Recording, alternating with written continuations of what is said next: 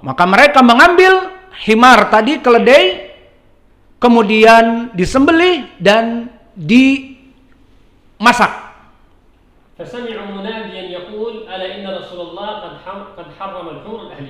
Maka kemudian ada orang yang menyeru bahwa Nabi Muhammad sallallahu alaihi wasallam telah melarang dari keledai.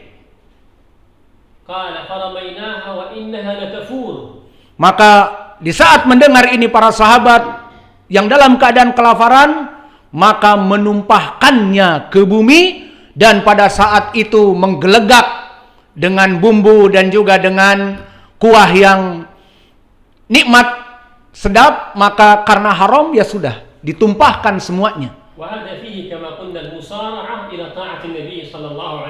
Maka ini semuanya menjadi pendalilan bagaimana para salaf sahabat dulu berlomba-lomba untuk taat kepada Rasulullah sallallahu alaihi wasallam. Dan juga dari Ibnu Umar yang muttafaqun alaih,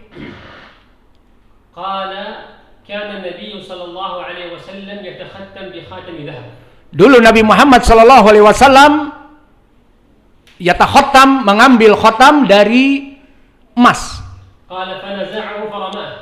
Maka naza'ahu faramah, maknanya diambil dan dibuang. Maka melihat perbuatan ini, semua para sahabat mengambil gelang cincin emas mereka dan membuangnya. Dengan langsung mereka laksanakan, hanya sekedar melihat saja.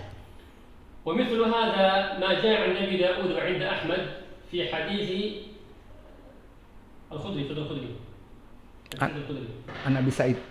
Maka di dalam hadis Abi Sa'id Al-Khudri dari Imam Ahmad dan Abu Daud,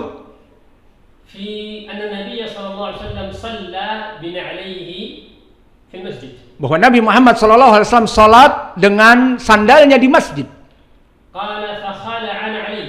Dan Nabi kemudian melepaskan sandalnya.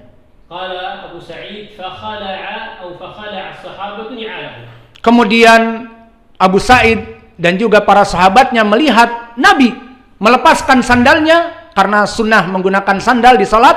Kemudian Nabi tiba-tiba melepaskan, maka semua para sahabat melepaskannya.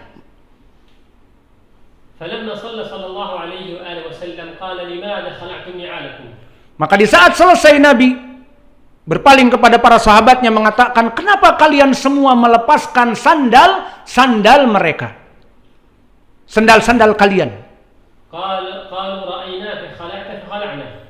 Karena kami melihat kamu melepaskan sandal di saat sedang salat, maka kami semua melepaskannya ya Rasulullah. Maka Nabi mengatakan, Jibril datang kepadaku bahwa di sandalku ada kotoran najis, maka aku lepaskan.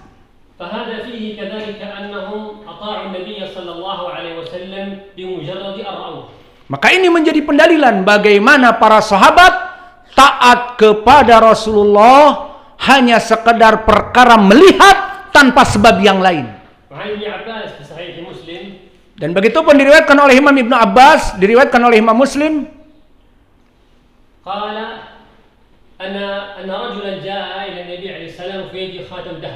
bahwa seorang datang kepada Nabi, pada tangannya khatim dahab, cincin emas. Maka Nabi mengambilnya dan melemparkannya.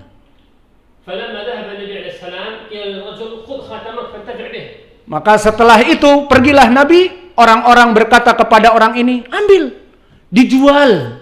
Kalau tidak dipakai, ya dijual, itu maknanya. Maka dia bersumpah, wallah, aku tidak akan mengambil dan menjualnya selama Nabi telah mengambil dari tanganku dan melemparkannya. Aku tidak ingin butuh kepada itu lagi. Dan begitu pun diriwayatkan oleh Ibnu Umar di Sunan, Nabi mengatakan jika ditinggal pintu itu untuk perempuan, maka berkata Nafi', tidaklah Abdullah ibnu Umar masuk kepada amatnya. Maka dia tidak pernah masuk sampai anmata, sampai dia meninggal.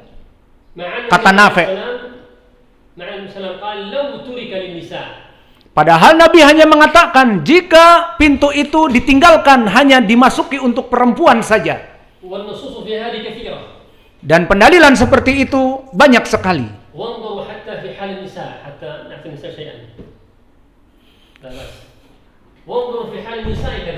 Dan begitupun dalam permasalahan perempuan. Di hadis Aisyah yang diriwayatkan oleh Imam Al-Bukhari, Allah merahmati para muhajirat al-ula yang terdahulu.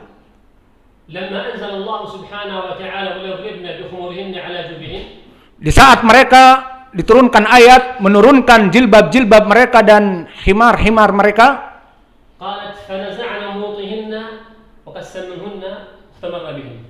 yang mana di antara para perempuan mereka mengambil bagian dari pakaiannya yang lebih, maka ditutupkan kepada wajah-wajah mereka.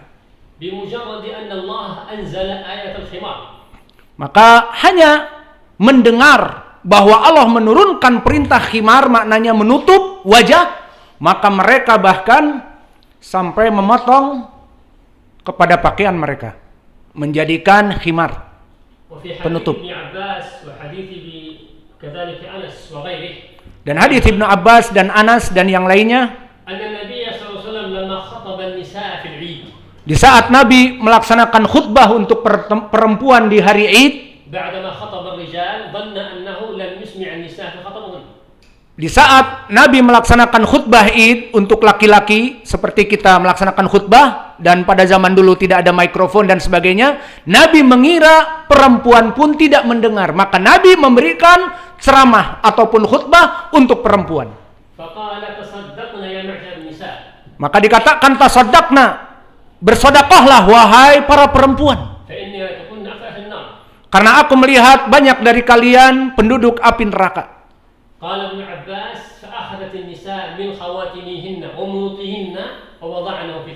Maka pada saat itu tidaklah mendengar ucapan Nabi, wahai para perempuan, bersedekahlah karena banyak dari kalian penghuni api neraka, kecuali mereka para nisa mengambil dari cincin-cincin mereka dan anting-anting mereka dan gelang-gelang mereka dan kalung-kalung mereka, semuanya diberikan untuk menyelamatkan dari api neraka. Dan begitupun permasalahan dengan anak kecil.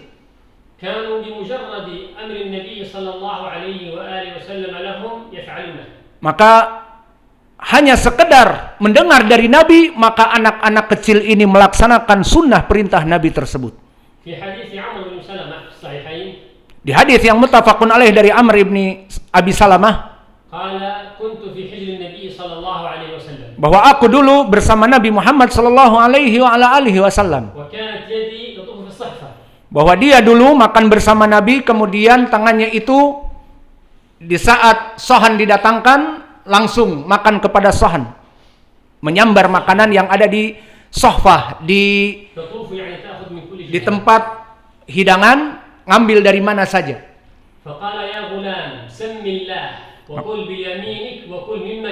Maka dikatakan 3 perkara. Samillah, bacalah bismillah, dan makanlah dengan tangan kananmu, dan jangan mengambil dari bagian-bagian yang lain tetapi yang ada di depan kamu. Maka itulah kata Umar, setelah itu aku memakan seperti itu yang diperintahkan oleh Nabi. Maka pendalilan sangat banyak sekali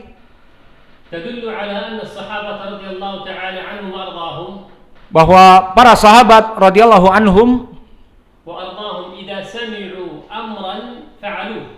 maka jika mereka hanya mendengar perintah, mereka melaksanakannya. Dan jika mendengar larangan maka mereka langsung meninggalkannya. Maka begitulah keadaan para sahabat radhiyallahu anhum. Maka akhirnya mereka menjadi umat yang terbaik. Wallahu subhanahu wa ta'ala radiya anhum li'aqidatihim wa sifati akhlaqihim. Dan Allah ridho atas mereka dari akidah mereka yang benar dan sifat akhlak mulia mereka. Lam yarda anhum li'ajsamihim wa alwanihim. Dan Allah tidak ridho kepada ajsadihim, badan-badan mereka dan warna kulit mereka. Wa innama radiya subhanahu wa ta'ala ala sifatin fihi. Dan Allah hanya ridho kepada sifat yang mulia pada mereka. Dan ini dikarenakan akidah yang benar dan kebenaran mereka dalam mengikuti sunnah Nabi Muhammad sallallahu alaihi wasallam.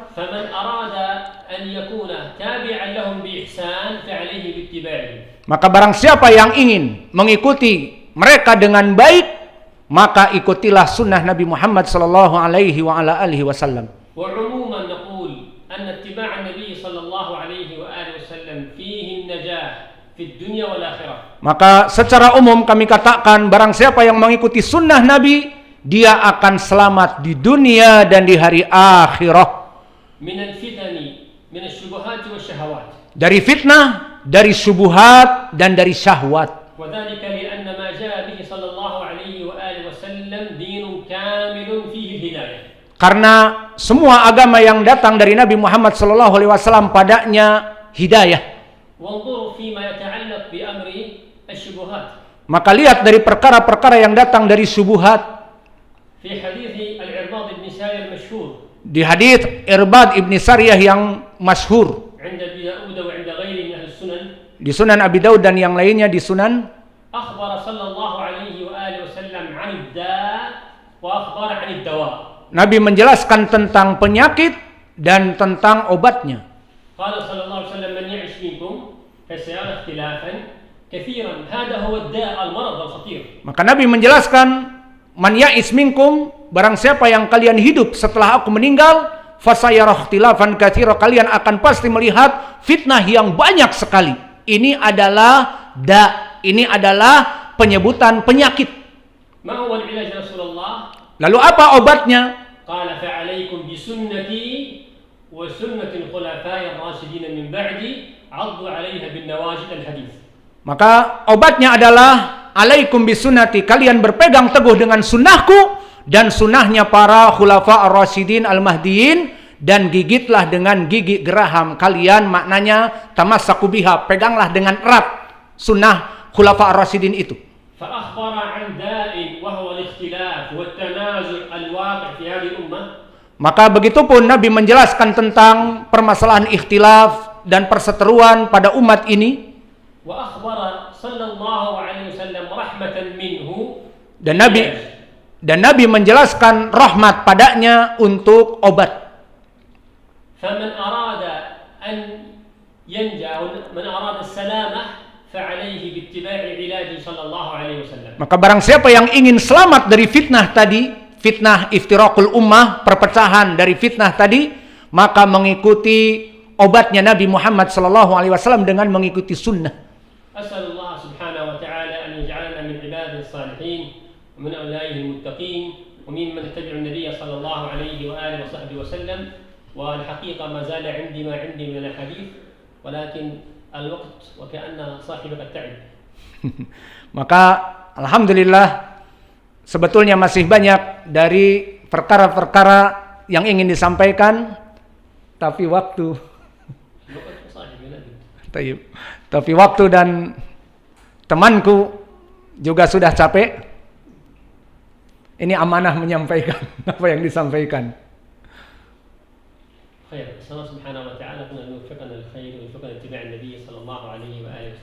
Maka dicukupkan dengan ini. Semoga Allah menjadikan kita semua orang-orang yang mengikuti sunnah Nabi Muhammad sallallahu alaihi wasallam. Subhanallah.